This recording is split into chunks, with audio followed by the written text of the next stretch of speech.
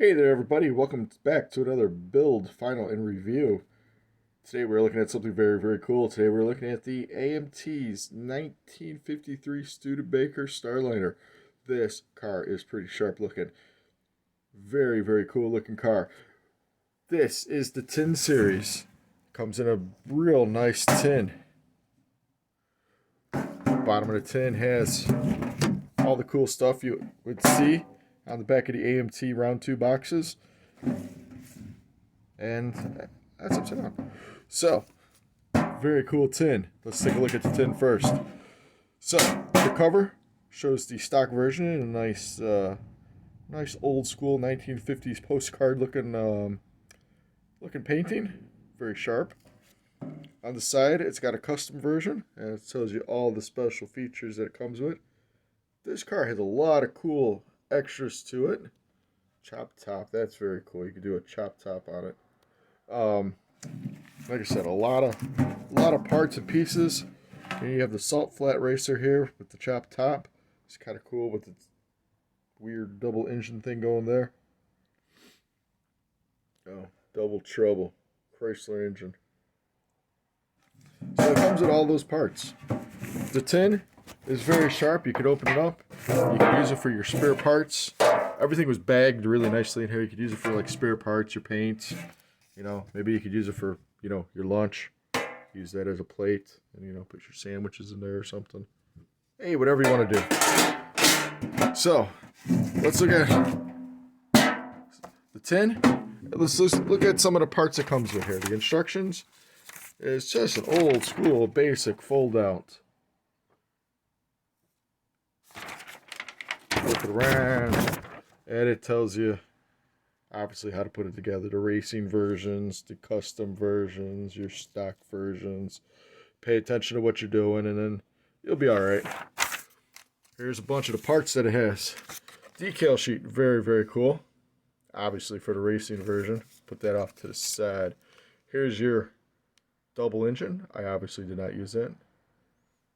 There's all your parts there. The chop top, very cool. Center console for your stick shift. Here is some more front bumpers, steering wheel. Here's your headers for that really cool engine. Bucket racing seats. Not sure what that is, but it's pretty cool looking. Part of the roll cage, I guess. Some Steelies. The rear lights, which I didn't use, I'll show you in a second. This I thought was cool, but it didn't really work for me. It is actually the stand for the hood stand. I thought it was a little heavy. Clear hood for that big double engine, and not only does it come in the clear, it also comes in a clear orange, which is kind of cool.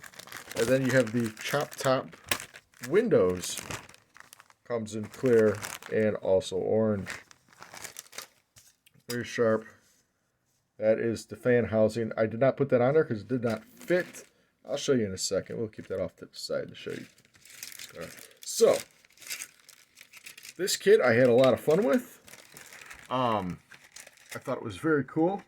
I thought it was interesting. I enjoyed it. I did not do this front bumper on it. I did everything stock except for that bumper. I actually added that custom bumper to it because I thought it looked really sharp. I did not do the white walls with it, but I thought the bumper was really cool. So, let me put the camera down here for a second and let me move the car over. Come out. Car was on a nice little base. So, without further ado, because I say that in every show, without further ado, let's go.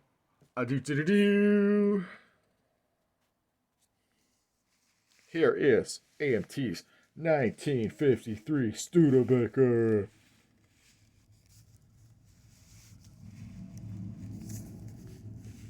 Alright, let's talk about this a little bit here. My big hand gets in the way there.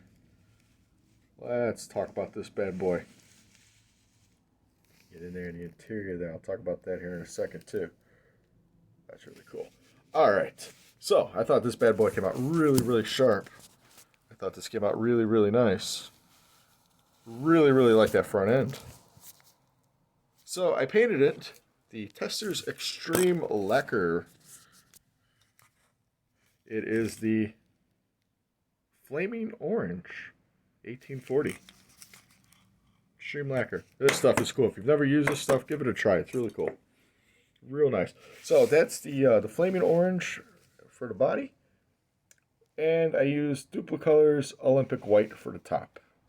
Wanted to get that nice two-tone paint scheme going there. The wheels came with the kit. Probably should have black washed in the inside wherever the wheel nuts are.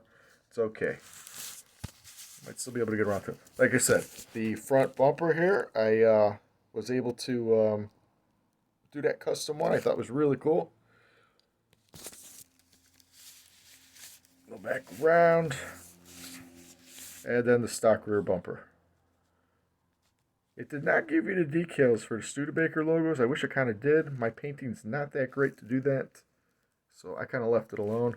The rear lights, I did a quick paint on them. It's not going to focus. Transparent red on them because it gave you the red glue pieces on there, the red plastic glue on there. I thought it didn't look that great, so I just left it alone. The interior is very, very cool. The interior I did two-tone. A couple of the Tester's acrylics that I had. I believe that is cement. I'm not sure what the other orange was.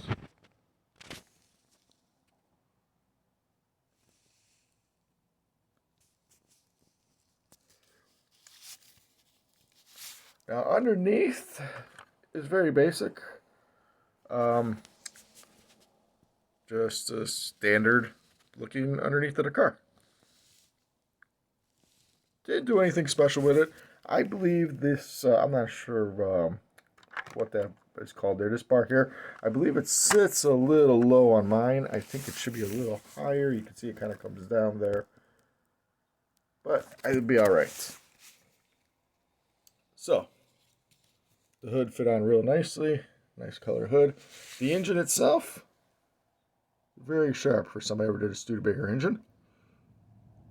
I did, however, lose the air filter that goes in across here. Comes off the carb and kind of shoots across the back there. I lost that. Don't know what happened to it. If it shows up, I'll put it in. If not, well, it is what it is. Classic interstate battery that I always do. The green I used actually on this was actually an acrylic. Americana Forest Green. I thought that was a really, really cool looking green for the engine. Did the cover is gloss black. Did a little silver detailing on it for the bolts there. No biggie. Looks good. I always pick my fans yellow for some reason. No idea why. Kind of like my interstate batteries. I always paint them the interstates. I always say, make it visually appealing. More colors, the better. Now the fan shroud I told you I didn't put on, it usually sits right over here. I couldn't get it to stay. I thought it would look cool over it, but then it kind of covers everything up. And being a custom, quasi-custom, you probably would take that off anyways. So, and then I did flat black on the inside there. That's just hand painted to make it look, you know, flat blackish. And then the hood fits on very nicely. Boom, boom, boom. So, my review for the kit is go and buy one. Go and buy two. Buy three if you wish. I think I said that on the last kit review. It is not focusing. The only issues I had with the kit was the some of the chrome pieces needed a lot of sanding around. They didn't quite fit in. This grill insert there needed a lot of sanding on the back. There was a lot of flash on the grill, but I should say on the chrome. But you know, take your time with it. It's okay. The interior went together very nice. It's very nicely detailed. The body itself looks really good. It sits very nice. The interior pops in very nice. The engine and suspension all go together very nice. It just goes together really well. For being an older AMT kit that has been released many, many times, this one has held up very, very well. So, if you guys are interested in a 1953 Studebaker, get it. That is my review. That is my it's got 5 stars. Just go ahead and get it. So, as always, I appreciate everybody watching my videos. I'm sorry that this is not focusing today. I guess it doesn't like the color. I appreciate everybody watching my videos. I appreciate everybody subscribing. I appreciate everybody liking. I appreciate everybody writing.